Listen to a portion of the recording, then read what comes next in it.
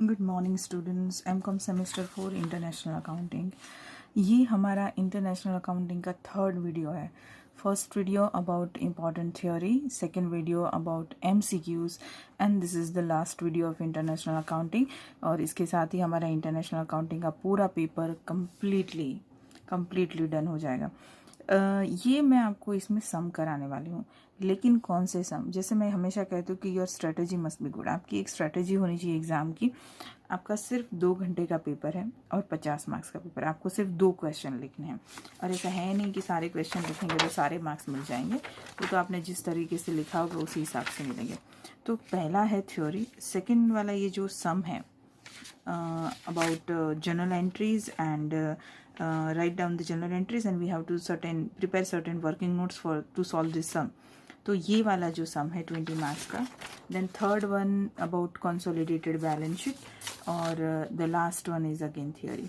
अब बहुत 2-3 बच्चों ने कहा कि मैम थर्ड वाला सम कराओ, पर मुझे आइडियली सच्ची बताओ तो ये समझ में ही नहीं आ रहा है कि why you want this sum, because it is lengthy, it is little bit awkward और टफ नहीं है, but it requires a good time to do this sum. तो उसके कंपैरिजन में तो अगर आपको सम करना ही है तो आप ये वाला सम करिए। मैं आज आपको यही वाला करवाती हूँ। 21 और 20 दोनों ही साल के पेपर में से ये वाला सम करवा देती हूँ, जिसमें जर्नल एंट्रीज कैसे लिखनी है वो समझा देती हूँ और कैलकुलेशन कैसे करना है वो समझा देती हूँ। तो आप ये एक सम अगर आपको अच्छे से आ गया तो आप ये एक सम करिए और एक थ्योरी अटेम्प्ट करिए। डन। थ्योरी मैंने जो आपको IMP दी आप उसमें से कर लीजिए। आपके 2 क्वेश्चन तो वैसे भी तैयार हो जाएंगे, तो मुझे ज़रूरत नहीं लगती है थर्ड सम की। बट इफ़ अगर आपको लगता है कि थर्ड सम आपको समझ में आ जाएगा और आपको अच्छे से करना आता है तो यू गो फॉर इट। आप अपने चॉइस के हिसाब से कर सकते हैं, लेकिन मैं ऐसा सोचती हूँ कि आपको आइडियली इसे अटेम्प्ट करना चाहिए, ना ही कि सम नंबर 3 को। चलिए अब हम सम नंबर 2 की बात करें। This is 2021 paper, right. और उसमें सम है, फटाफट पढ़ लेती हूँ। An Indian company Sam limited has sold goods to England company. India की जो कंपनी है सैम लिमिटेड वो सेलर है और इंग्लैंड की कंपनी परचेजर है। For a pound 1 lakh on 1 अप्रैल 18। जो अमाउंट है वो 1 लाख पाउंड है और उस दिन आपके 1 पाउंड की वैल्यू थी 90 रुपीज़, मतलब 1 pound is equal to 90 rupees. On the date of purchase आप क्या करते हो कि 20% अमाउंट है वो तुरंत ही आप रिसीव कर लेते हो और बाकी की अमाउंट जो है वो आप 4 इंस्टॉलमेंट में लेते हो। तो यानी कि 1 लाख पाउंड का 20% यानी 20,000 आप उसी वक्त DP की इस तरह से लेते हैं और बाकी की 80,000 का 4 इंस्टॉलमेंट यानी 20 राइट। मैंने थोड़ी सी वर्किंग नोट करी हुई है। 1 pound is equal to 90 rupees. 1 pound is equal to 90 rupees. 1 lakh rupees है आपकी वैल्यू और उस 1 लाख रुपीज़ में हम 20% यानी कि 20% हम तुरंत ही दे देते हैं, यानी कि बचा 80,000, जिसे आपकी बुक में लिखा है कि ये जो 80,000 है उसे हम 4 इक्वल इंस्टॉलमेंट में यानी कि 20,000 पर इंस्टॉलमेंट में हम पे करेंगे। सारी अमाउंट अभी पाउंड में ही है। हाँ, अभी हम रुपीज़ की बात नहीं कर रहे। चलिए, तो ये हो गया आपका first step, first working note. अब जो अमाउंट है उसमें से हमें एक एक्सचेंज गेन और एक्सचेंज लॉस ढूंढना होता है। यानी कि अगर आप पाउंड को रुपीज़ में कन्वर्ट करते हैं और पेमेंट करते हैं, और दूसरा कि जब हमने चीज़ खरीदी थी तब 90 रुपीज़ पर पाउंड की वैल्यू थी, लेकिन जब हम 4 इंस्टॉलमेंट देंगे तो every time you have different amount. इसी तरह का सम आएगा, आइदर पाउंड और डॉलर। तो हर बार अलग अलग अमाउंट रहती है। तो हर बार जो ये अलग अलग अमाउंट है उसकी वजह से हमको तो या तो एक्सचेंज गेन होगा या तो एक्सचेंज लॉस होगा।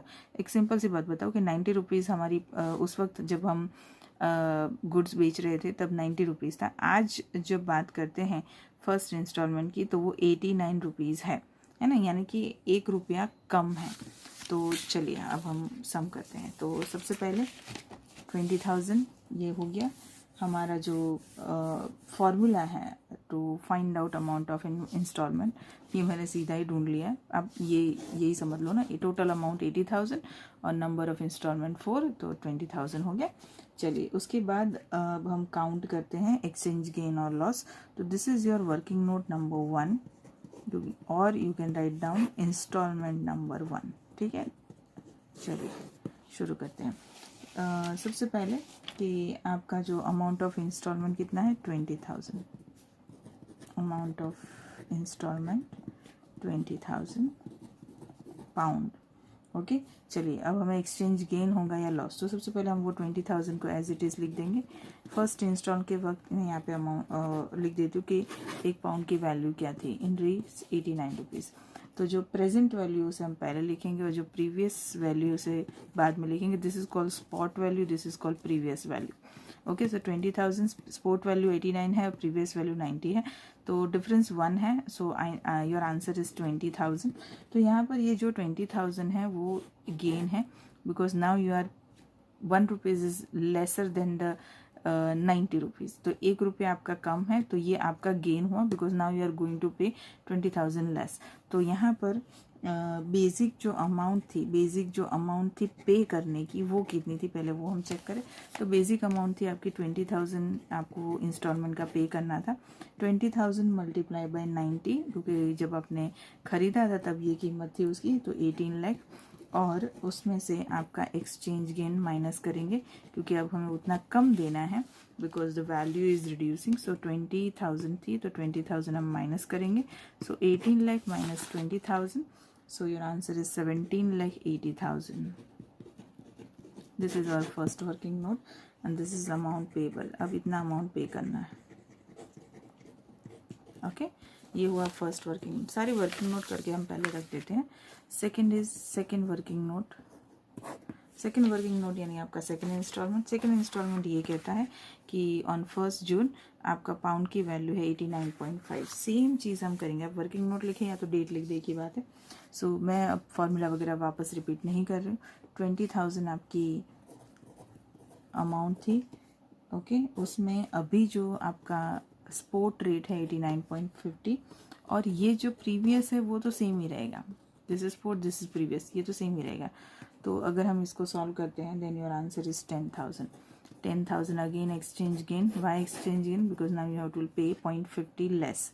सो अमाउंट आपको आइडियली कितनी पे करनी थी? तो अमाउंट पेएबल तो सेम ही आएगा ना, 20,000 इंटू 90। हर बार हर इंस्टॉलमेंट में 20,000 ही है, तो 20,000 into 90। So here your answer is same 18 lakh. हाँ ये चेंज होता रहेगा। This is your exchange gain, और आपका जो एक्सचेंज गेन है वो 10,000 है। ये आप इतना कम पे करेंगे, सो 17,90,000। Now the amount payable is amount payable. फिर यही चीज़ को हमको क्या एंट्री कर देंगे ना, तब हम सीधी अमाउंट डाल देंगे। वर्किंग नोट नंबर 3 और आइडियली इंस्टॉलमेंट नंबर 3। ये सब इतना सारा लिखने की ज़रूरत नहीं है आपको, सिर्फ वर्किंग नोट नंबर 3 लिखोगे आपका काम हो जाएगा। चलिए उसमें अब सेम वे 20,000 आपका इंस्टॉलमेंट है। आपकी स्पॉट रेट थर्ड इंस्टॉलमेंट की है 88.50, ये रही 88.50, ठीक है। तो थर्ड रेट 88.50, तो यहाँ पे मैं लिखूँगी 88.50। प्रीवियस सेम आएगा 90। डिफरेंस अगर हम बात करें तो हमारा डिफरेंस उस हिसाब से आएगा 1.5, और मल्टीप्लाई करेंगे तो our answer is 30,000। This is again exchange gain. कम ही पे कर रहे हैं हम। स्पोर्ट जो होता है वो कम होता जा रहा है ना। तो अमाउंट पेएबल 18 लाख, और उसमें एक्सचेंज जो आपका गेन है वो है 30,000। So now you are going to pay only 17,70,000। 17,70,000। चलिए वर्किंग नोट नंबर 4 यानी कि इंस्टॉलमेंट नंबर 4, सेम 20,000। ना फोर्थ इंस्टॉलमेंट में आपका स्पॉट रेट क्या है? That is 88 Indian. Okay so 88 minus 90 previous same, 2 रुपये का डिफरेंस है। सो 40,000। ये जो 40,000 है ये आपका एक्सचेंज गेन है again, because now still you are paying less. ये अमाउंट पेएबल 18 लाख, उसमें से आप गेन 40,000 माइनस करें। 18 लाख में से 40,000 माइनस करेंगे, 17,60,000। This is amount. Now we are going to pay. This is amount payable and this is your exchange gain. 4 installment 1 2 3 4, तो 80,000। 20,000 हम पहले ही पे करते हैं at the time of purchasing goods. 20,000 जो पाउंड है उसकी हर इंस्टॉलमेंट में वैल्यू चेंज होती है in the first 89, second is 89.5, third is 88.50 and fourth is 88। और हर बार आपको ढूंढना पड़ेगा कि whether you have exchange gain और एक्सचेंज लेस। आपको कम पे करना पड़ता है तो एक्सचेंज गेन, आपको अगर ज़्यादा पे करना पड़ता है तो exchange loss. Now what about general entries? Okay, तो हम एंट्री कैसे करेंगे? तो हमारी जो फर्स्ट एंट्री होगी अबाउट परचेज, क्योंकि हमने गुड्स खरीदा है, तो 1 लाख इंटू 90 यानी 90 लाख का गुड्स हम खरीदते हैं, तो purchase account debit to Sam, क्योंकि Sam is a seller, right. तो पहली एंट्री आपकी वही होगी। दूसरी, तीसरी, चौथी जो भी एंट्री है, अब क्या करना है आपको, तो एक working note is equal to 2 entry, यानी तो फर्स्ट एंट्री आपकी होगी परचेज की, एक एंट्री होगी। आपकी जो दूसरी एंट्री है वो 2 होगी। क्यों? एक गेन या लॉस और दूसरी आपने जो पेमेंट करते हैं उसकी, यानी बैंक अकाउंट। फिर वापस दो, फिर वापस दो, first instalment, second instalment, third instalment and fourth instalment, यानी कि 2 2 2 8 + 1 9 एंट्री हो गई आपकी। हर एक इंस्टॉलमेंट की 2 एंट्री होती है, वो याद रखिए, हर एक इंस्टॉलमेंट की। तो यहाँ पर हमारी 4 इंस्टॉलमेंट है, तो 8 एंट्री और एक एंट्री परचेज की, ये मस्ट है। परचेज की एंट्री क्या होती है, तो purchase account debit to seller account, पूरा पैसा। दूसरी एंट्री में एक एंट्री समझाती, बाकी सारी एंट्री रिपीट होगी और अमाउंट आपको वर्किंग नोट में से लिखनी है। दूसरी एंट्री क्या होगी, तो सपोज ये वर्किंग नंबर नोट 2 है, तो same account debit to exchange gain account. Same क्यों डेबिट है? सेम है आपका सेलर, एक्सचेंज गेन हो रहा है इसलिए वो क्रेडिट होगा, प्रॉफिट क्रेडिट होता है, गेन क्रेडिट होगा। अमाउंट क्या होगी, तो गेन कितना है आपका 10,000। फिर आप पेमेंट कर देंगे कि सेम को हमें पे करना है, same account debit to bank, कितना अमाउंट पे करेंगे 17,90,000। हर जगह पे चारों बार सेम ही चीज़ करेंगे आप। एक्सचेंज गेन हो रहा है हमें सम में, तो एक्सचेंज गेन क्रेडिट हो जाएगा, सेम डेबिट हो जाएगा। और ये जो अमाउंट पेबल लिखा है हर एक में 1719, 1770, 1760, 1780, ये सारे आपके बैंक अकाउंट में क्रेडिट होगा। बस as simple as that, simple. आपको आई होप इसमें कोई डाउट आपको होगा ही नहीं, इतना आसान है। आपको इस तरह से वर्किंग नोट लिख के फटाफट एंट्री लिख देनी है, एंट्री भी याद करने की ज़रूरत नहीं। मैंने जैसे कहा, फर्स्ट एंट्री परचेज और हर एक इंस्टॉलमेंट की 2 एंट्री। अगर गेन है तो क्रेडिट करिए, एक्सचेंज लॉस है तो डेबिट करिए, और बैंक अकाउंट तो क्रेडिट हो गए। दूसरी एंट्री पेमेंट की करेंगे तो समझ में आए। ये जुलाई 21 का सम है, उसी तरह आपको जुलाई 20 का सम करना है। अब वो मैं आपको एक्सप्लेन कर देती हूँ, आप खुद ट्राई करना। देखिए, ये इंडियन कंपनी है सोडम लिमिटेड, जो गुड्स खरीद रही है अमेरिकन कंपनी से। US डॉलर 1.5 लाख 19 में है, एक US डॉलर की कीमत है 70। परचेज के बाद 20% अमाउंट पेड है, जैसे हमने वो करा ऐसे। तो जो 1,50,000 उसका 20% कितना होगा 30,000। 150 में 30 माइनस करो तो 1,20,000। 1,20,000 का 3 इक्वल इंस्टॉलमेंट अगर हम करते हैं तो 40,000 फॉर ईच इंस्टॉलमेंट। स्टूडेंट मैं बोलती हूँ, आप सुनिए और साथ में वर्किंग नोट करनी हो तो करिए भी सही, ताकि आपको इजीली समझ में आ जाए। 150, 20% निकालो 30,000, 120 को 3 इक्वल इंस्टॉलमेंट यानी 3 से डिवाइड करो तो 40,000 फॉर ईच इंस्टॉलमेंट। ये देखो यहाँ पे मैं लिख ही देती हूँ 40,000, 40,000 एंड 40,000, ठीक है। अब क्या है, तो आपको इस रुपीज़ के हिसाब से, this is called spot value 71, 72 and 70, और this is called previous value 70। Previous value कम है और स्पॉट वैल्यू ज़्यादा है, समझ में आया। अब जब हम माइनस करेंगे तो हम कैसे करेंगे कि 71 माइनस 70 यानी 1, समझ में आया, और फिर मल्टीप्लाई बाय जो भी आपकी इंस्टॉलमेंट है 40,000। तो यहाँ पर एक्सचेंज गेन नहीं होगा, यहाँ पर सब में एक्सचेंज लॉस होगा, क्योंकि जब खरीद रहे थे तब रुपीज़ वैल्यू कम थी, अब ज़्यादा है।